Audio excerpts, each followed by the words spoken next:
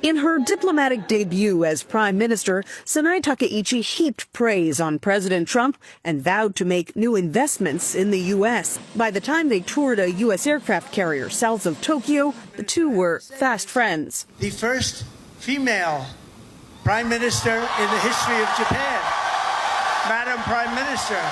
They signed an agreement to work together to extract critical rare earth minerals, key components in everything from cars to fighter jets.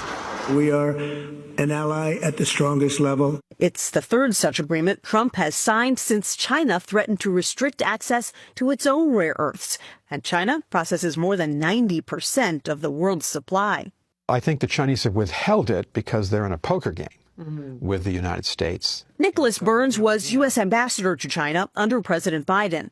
He says the world is watching to see if Trump and China's President Xi Jinping can diffuse 6 months of trade tension. What's the impact for American consumers if President Trump and President Xi don't strike a trade deal? Well, continued high tariffs would really be consequential for the global economy. It would grind to a halt most of the trade between China and the U.S.